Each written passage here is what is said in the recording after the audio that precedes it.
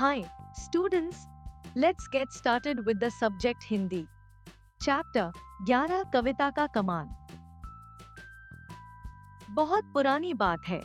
मदन नाम का एक लड़का अपनी माँ के साथ गांव में रहता था। माँ बेटा बहुत गरीब थे। उनके पास कमाई का कोई साधन नहीं था। फिर भी मदन दिन भर खेलकूद में ही समय बिता देता था। परेशान होकर एक दिन उसकी माँ ने कहा, अब मैं तुझे बिठाकर नहीं खिला सकती। जा, कुछ पैसे कमा कर ला। मदन घर से निकल पड़ा। वह गहरी सोच में डूबा था कि कैसे पैसे कमाए। अचानक उसे ढिंढोरा पीटने की आवाज सुनाई दी। सुनो, सुनो, सुनो, राज दरबार में कवि सम्मेलन हो रहा है। सबसे अच्छी कविता सुनाने वाले को 100 अशर्फिया पुरस्कार में मिलेंगी। मदन चौकन्ना हो गया। 100 अशर्फिया, यह तो बना बनाया अवसर है। वह सीधे राजमहल की ओर चल पड़ा। चलते चलते वह सोच रहा था कि उसने कभी कविता तो रची न थी। क्या सुनाएगा वहां पहुंचकर? उसने सोचा कि रास्ते में कुछ न कुछ सूझ ही जाएगा। थोड़ी दूर पहुंचा तो उसे एक कुत्ता दिखाई दिया। कुत्ता पंजों से जमीन खोदने में लगा था। मदन ने अपनी कविता की एक पंक्ति सोच ली। खुदुर खुदुर का खोदत है। यह पंक्ति उसे इतनी पसंद आई कि उसे दोहराते हुए वह एक तालाब के पास पहुंचा। वहां एक भैंस पानी पी रही थी। मदन बोल पड़ा, सुरुर सुरुर का पीबत है। मुस्कुराते हुए वह आगे बढ़ा। इतने में उसे पेड़ की एक डाल पर चिड़िया बैठी दिखाई पड़ी। पत्तियों के बीच से वह सर निकालकर इधर-उधर झांक रही थी। उसे देखते ही मदन के मुंह से निकल पड़ा, ताक झांक का खोजत है। तीनों पंक्तियों को रटते हुए वह चलता गया। रटते रटते उसे अपने आप एक और पंक्ति सूझ गई। हम जानत का ढूंढत है। अब तो सचमुच उसके मन में लड्डू फूटने लगे। कितने आराम से वह कविता रचता चला जा रहा था। तभी उसे सर की आवाज सुनाई पड़ी। मदन ने चौंक कर देखा, फक एक सांप रेंगता जा रहा था। उसने आगे की पंक्तियां भी तैयार कर ली।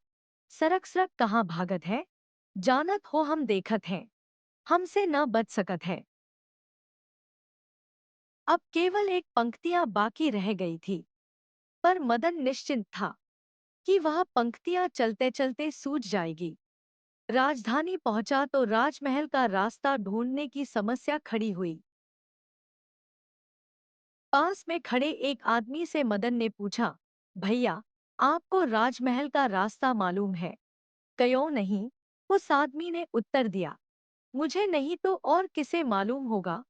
मदन ने सोचा कि अवश्य यह राजमहल का ही कोई कर्मचारी होगा। उसने पूछा, आप कौन है? साहब, उत्तर मिला, धन्नू शाह। मदन के दिमाग में एकाएक बिजली कौंधी। धन्नू शाह, भाई धन्नू शाह, क्या बढ़िया शब्द थे। उसने इन्हीं शब्दों से अपनी कविता बना डाली। वह खुशी खुशी राजमहल पहुंचा। अंदर घुसने से पहले उसने अपनी कविता फिर दोहराई।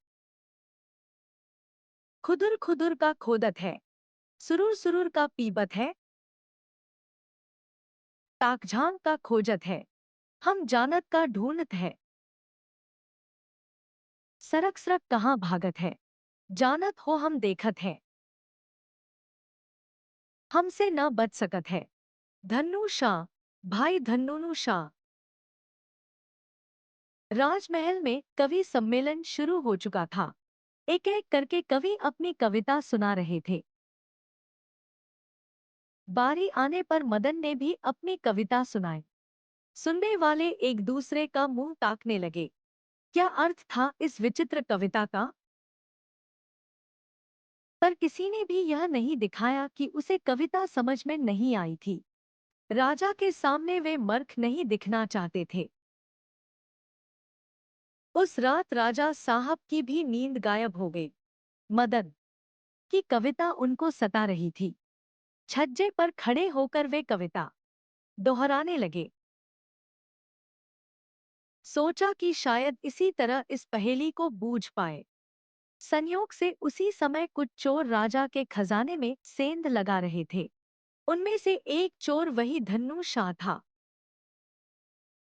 जिसने आज दिन में मदन को राजमहल का रास्ता बताया था।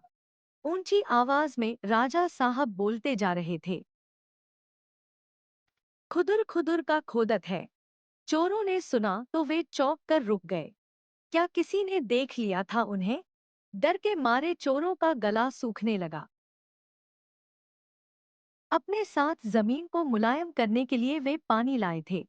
धन्नू शाह ने उठकर एक आध घूंट निगला।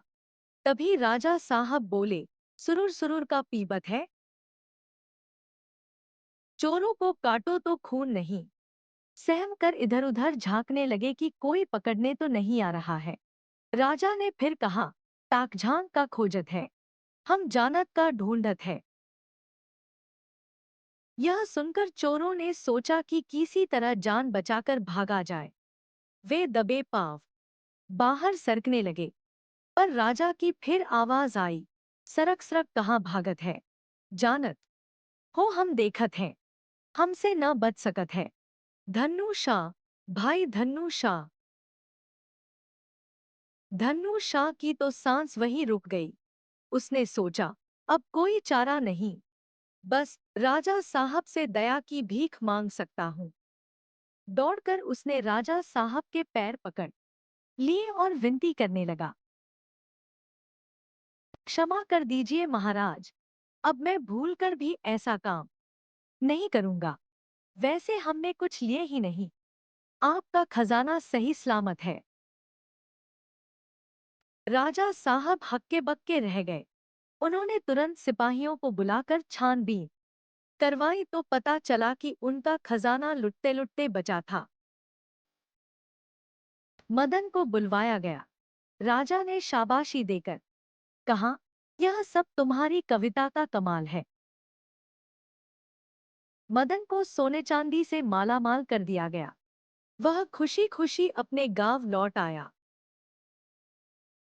अब उसके पास अपने और अपनी माँ के खाने पीने के लिए पर्याप्त धन था।